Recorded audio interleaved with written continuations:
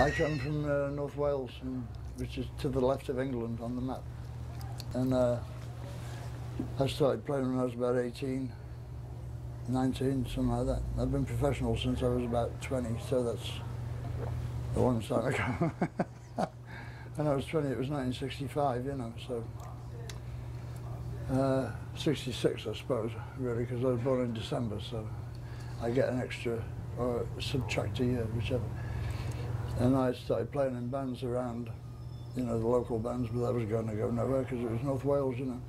So I moved to Manchester and I got in a couple of bands up there, and then I moved to London. Well, I moved to Blackpool first, and then down to London in about 1967. And carried on from there, you know. I joined Hawkwind in '71. I was in a couple of bands before that, and for a year I was a dope dealer, but that came to a terrible halt, you know. And the police arrived, you know. And then I joined Hawkwind in '71, and I got fired in '75, and started Motorhead up in '75, and that's it, you know. Which brings us to the present, you know, day. Which brings us upstairs to the Cat Club. Yes, right. Originally, I was born in New York City, grew up on Long Island mainly, and moved to London with the other two girls in the Stray Cats.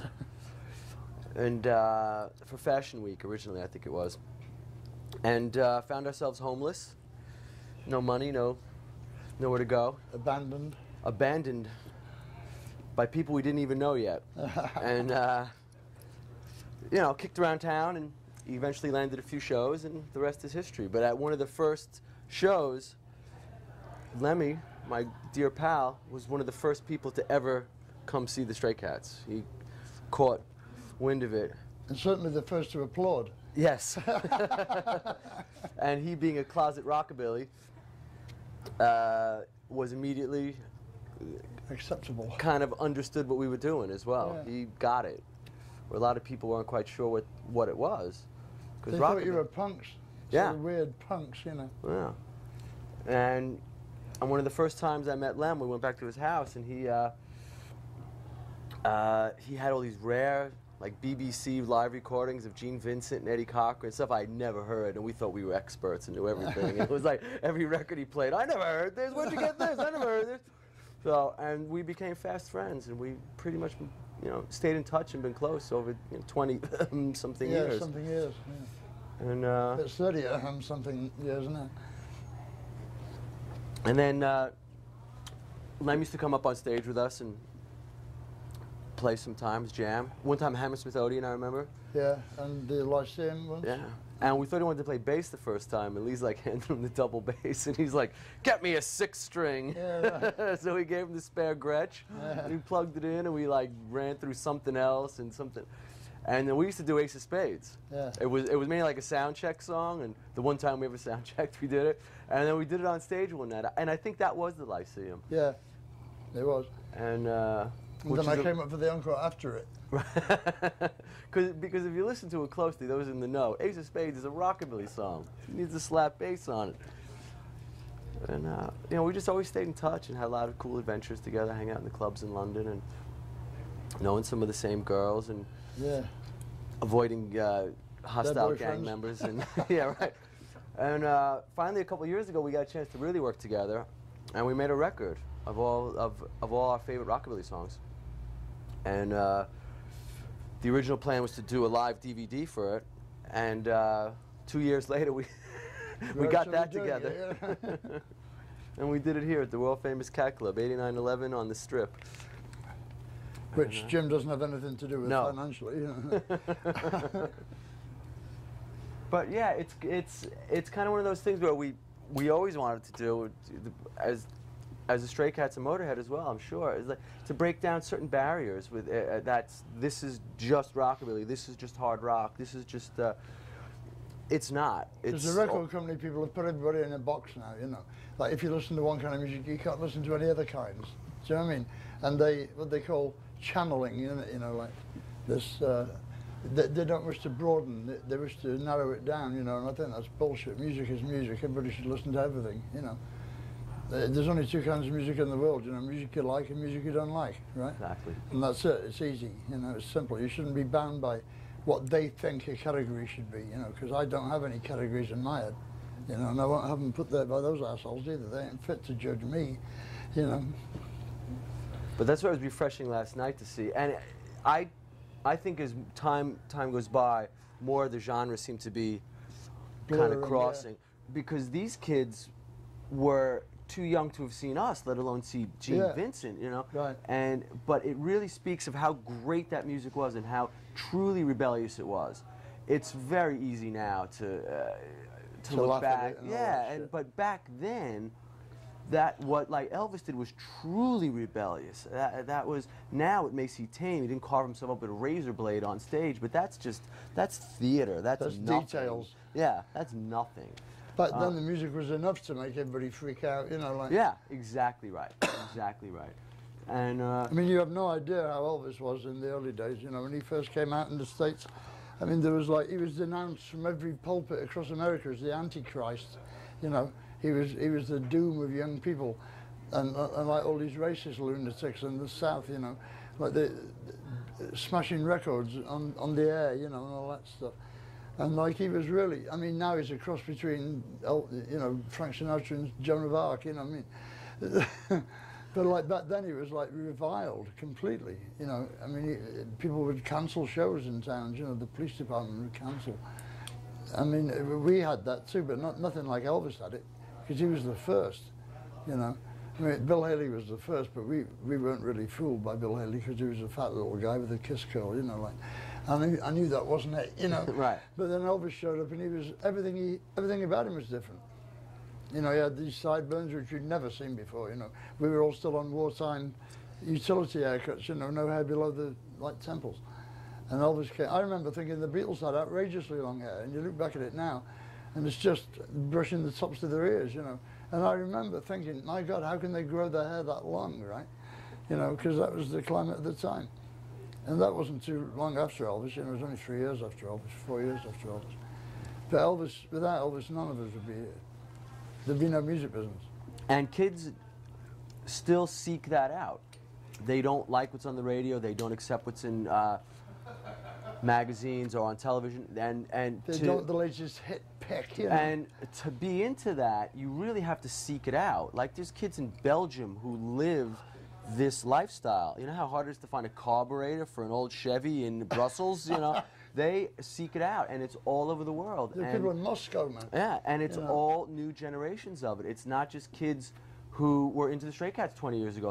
It's new people who now kind of look to us the same way that Brian and I and Lee looked at Carl Perkins. It's a new thing. Yeah. And it's like music went across the Berlin Wall, you know? I mean, kids in the communist half in East Germany were going up to the wall to listen to a concert that was going on the other side, open air concert. And the East German cops were hosing them down. And they still came back.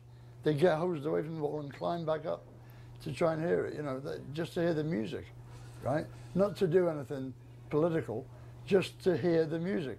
And that was the only thing they wanted.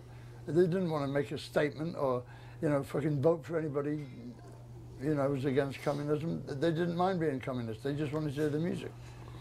And that's the point of it. That's how strong it was, you know. And I'm sure any moment now, we're just about due for a new Sex Pistols, you know, or a new Beatles, you know. It's about time. We're about ready for somebody to change it all again. I wish it could have been us, but it wasn't. But there you go. You know, I'll stick in though. I'll do my bit. But in your own way, it's like, you guys tour all the time, and it's always full, and it's dedicated people. It's more than just a band, like I keep saying, it's more than just a band that had a couple hit records that had their 15 minutes. Yeah. It's been lasting 25 years now, the 15 minutes. Yeah, you know? 25 minutes, yeah. Yeah.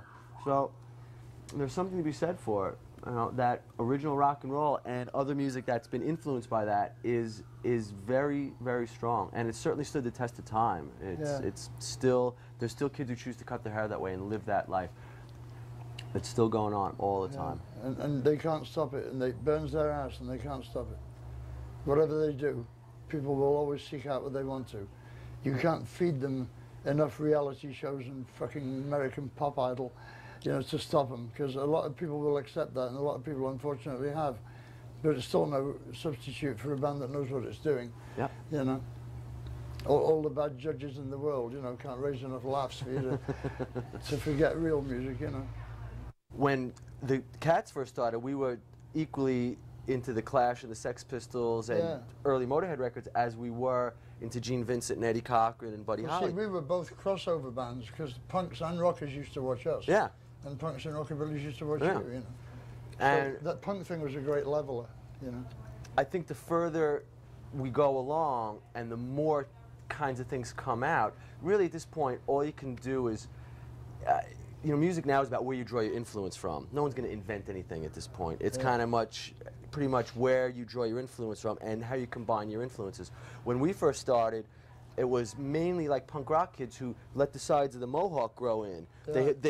They had the bit in the front and they just let the sides grow in and grew some sideburns, and then they were rockabillys. It was a bit ragged for a while there. Exactly. But last night at the gig we did, it was no, mainly rockabilly people come out the woodwork last mainly night. rockabilly kids and young rockabilly kids who were definitely too young to see the Stray Cats the first time around. And one of them shouting Ace of Spades as well. Relentlessly. You know? A rockabilly kid shouting Ace of Spades. So I think it becomes more So he acceptable. obviously gets it, you know, he's listening to both. So Exactly. that's cool, you know. Exactly. And then, you know, if you're going to form a band now that mixes the Stray Cats with Motorhead, then you're really onto something. You know? Yeah, then 3/4 of the listening public don't know where the fuck to put itself. Do you know what I mean? They're not supposed to do that. That's what everyone says. What are you doing tonight? Oh, I'm going to do a gig with Lem. What? Huh? You know, you're allowed to be friends, but you're not actually allowed to play together. Yeah. That's like a whole nother thing. But that's what it's all about. It's as far back as you want to go. Elvis was crossing hillbilly music with black music, yeah. rock music, what they called it, rock and roll music, and invented rockabilly in the process, which turned into rock and roll music, and that's just, you know. And the blues is a big thing, you know. I mean, people nowadays don't even know the blues, you know. They don't even hear it because nobody plays it on the radio anymore, you know. And like the blues is a huge influence in rock and roll. It's at least like half of it, maybe more. Blues and rockabilly together started it, you know. That was rock and roll. Blues and country, actually, you know. Yeah, and then you had like the Beatles and the Rolling Stones who were crossing rockabilly music with the blues. Yeah. And it's just a matter of, it's like always cross pollination. Yeah. So, married couples do that. They finish each other's sentences. What we said before, it's cool to cross-pollinate the genres and get it, you know, use all these things in music. But realistically, you can't. He couldn't do "Fool's Paradise" by Buddy Holly on a Motorhead record, unless you did it in the style that the fans of your group are. So this was an opportunity for Lem to do these songs that he's loved his whole life in the fashion that he wanted to do them in, and if he did them with me, say it's kind of safe. It's like, okay, oh, he's with the Stray Cats guy, then it's okay, you know, and it's acceptable, you know. Right, and he's comfortable enough knowing that it would be in an authentic, credible way, because he loves these songs more than anyone. See, when we formed the Stray Cats, we had only really been into that music for a short period of time. We just found it. Brian and I, they had Bebopaloola on the jukebox at Max's Kansas City. That's right, they did, didn't they? And we were all in bands trying to do this and trying to do that, and in Manhattan and that. And then we heard Bebopaloola and said, what is this? It's the echo on the vocal, you know. Yeah. And then someone told us, we went out and bought the Sun Sessions by Elvis, the first rock and roll record. I mean, in my humble opinion, the greatest piece of plastic in the world.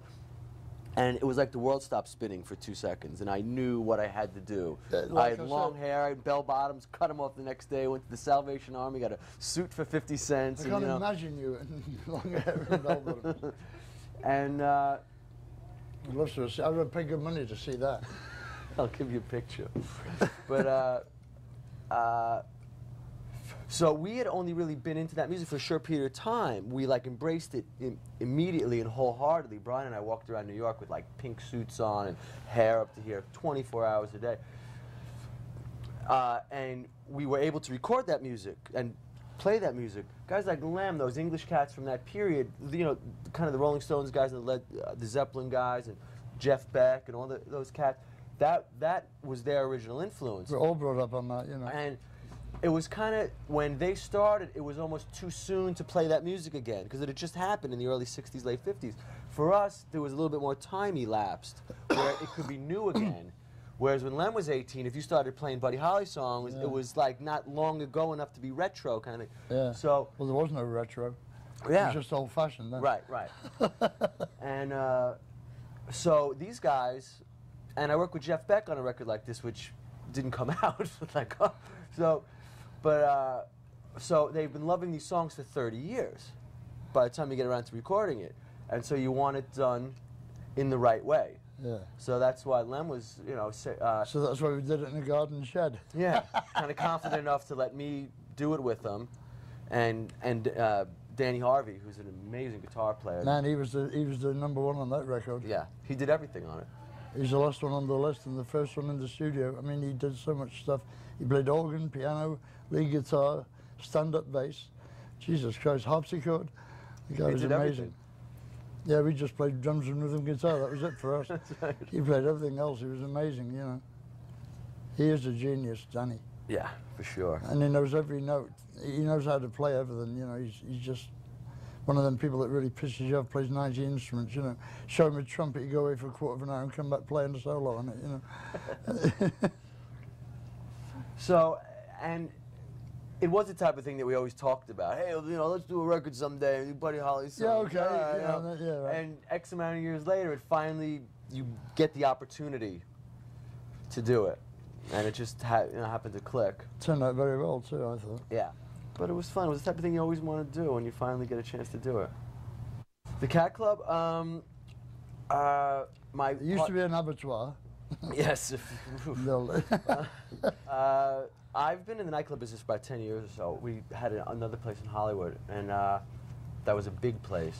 There was 1,200 people, so there's 500 people there. It's half empty, and you're sweating the rent. Diamond, yeah. Yeah, the Diamond Club. And my partner, Steve Scarduzio, and myself, we got out of that. It just became too much of a headache. I started to go on the road again, and he's in the movie business. He started doing films, producing movies.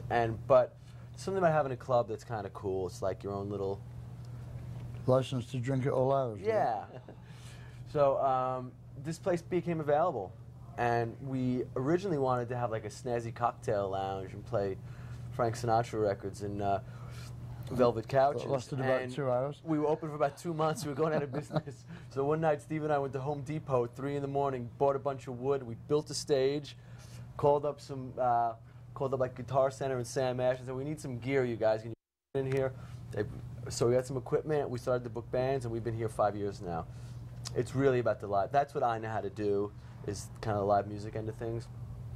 And he's got a great pickup band, plays there regular. Yeah. Every Thursday. I mean, selected musicians, like, really good. Yeah, we play every Thursday. It's a good night out, you know, really. If you like rock and roll, you know. Yeah, there's a gang of us to come on Thursday nights. Myself, Gilby Clarke. Because they play anything.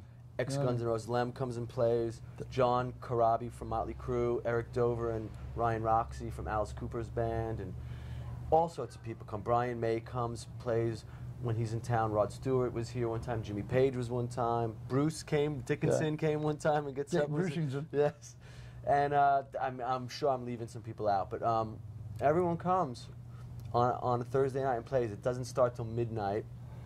And it's just like an all-star thing. It started out small, but then and we've been doing every Thursday night for like 4 years. Who's ever out of town, another guy comes and sits in, and it's just a really fun thing. Because this end of the strip is about live music. We have the Roxy here, and the Whiskey, and the Viper Room, and the kind of more snazzy things you have to go further down. So we're in the live music end of it. Yes, this is the part of the strip really where all the bands came from. You know, the Birds came from here. You know. The Doors. Just around the corner at Cyro's, you know. Yeah, the Doors started next door. It's now the comedy club, you know.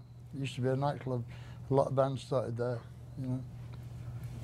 There's a lot of history of music up here. When they had them riots back in the 60s, you know, them cop riots back here. Yeah, Sunset Strip riots. Yeah, because of the kids being out after, what was it, 6 o'clock? Yeah, probably, yeah. The 6 o'clock curfew back then, you know. It was like really bad tear gas and all kinds of shit.